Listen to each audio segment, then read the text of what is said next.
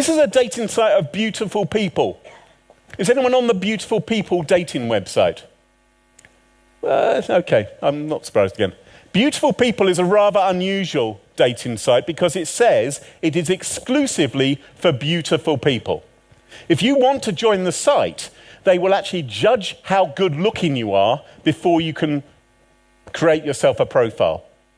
As you can probably imagine, they've had a lot of press over the time because it's quite a good little gimmick and must encourage people to join. So when you upload a photograph, the existing members get to vote as to how good looking you are. And these are the actual, genuine ways in which people can respond.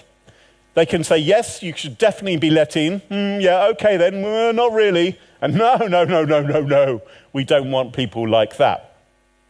Now, they've been very successful over the years getting press coverage. I mean, they've been quite inventive with their media outreach.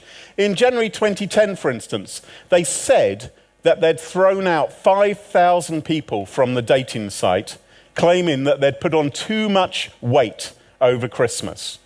And this was reported by the press. This was the quote from the press release. They said, letting fatties roam the site is a threat to our business model and the very concept for which beautiful people... And people, you know, the newspapers published this as true. And I read this story in the newspaper at the time and I thought, that's not true. They haven't got rid of fat people from their website. Because if you are fat, and I speak as someone who is fat, they say if you are fat, the very last thing you do is update your weight on a dating website or upload a photograph of you looking porky. Instead, you use a photograph of you looking slim when you're on that holiday in Croatia 8 years ago, right? You don't use a one which makes you look bad. But that didn't stop the media writing about it, and it got them a lot of publicity. And then 18 months later, they had another idea, and they told the press that they'd been hit by a computer virus. They said they had had to eject 30,000 people after a virus attack. Most companies don't like to admit that they've been hit by a virus, but beautiful people didn't mind. They said, we got suspicious when tens of thousands of new people were accepted over a 6-week period, many of whom were no oil painting. They said, ugly people have managed to get through our vetting system. Beautiful people said that they'd been hit by a virus which they called Shrek. Now, I worked for an antivirus company at the time, and I thought, I've never heard of this Shrek virus. Sounds like a rather unusual virus. I wonder if that really, maybe we need to protect other dating websites from this Shrek virus.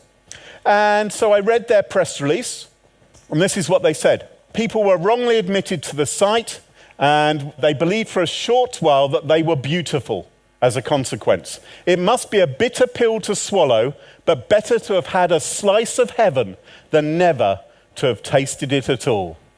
So they said it was very unfortunate we've had to kick some people out, but it's all cool with that. By the way, I looked up on LinkedIn the pic, because I thought, hang on, a beautiful people website, let's find out how good looking the chief executive is. Bloody hell, it turned out he was good looking. So annoying. What else did he say? Well, he said the origin of the Shrek virus is still being investigated internally, because that's what a dating website does. A dating website has people internally to investigate computer viruses. They don't need any expertise from outside, like an antivirus company who's asking too many questions. They say, we think it was a former employee, and although it wreaked havoc with our vetting system and allowed ugly people into the site, it definitely didn't breach security or privacy. So there's no bad news here, apart from for ugly people who were thrown out. And this story was repeated around the world. The Telegraph, The Guardian, Gizmodo, The Register, ABC News, Fox News, where you'd expect them to write all kinds of things. But, all of these people were presenting this as a true story. And I remember reading this and just thinking, seems very convenient. A virus which only affected people who got thrown off the site and didn't breach security and privacy. Can this really be true? Are they really investigating this internally? And I realized that what this was an example of something for which we have a very specific term in the cybersecurity industry.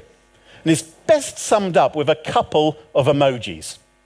Some companies are prepared to lie about being hacked in order to get publicity. Very strange thing. Oh, there's a little coda to this story. 5 years later, beautiful people made the news again. Not because of a press stunt which they were doing, but because, oh dear, they got hacked. And their 1.1 million members were indeed exposed. You could find out information about people's sexual preference, their height and weight, their eye color, their smoking, drinking habits, all kinds of information about these beautiful people. This was a genuine hack, whereas the one which they'd lied about wasn't true. We've got a term for this in the cybersecurity industry as well. So try and tell the truth. Don't try and joke about cybersecurity things. Be honest and open and transparent with your customers and the rest of the world and the media. Thank you very much.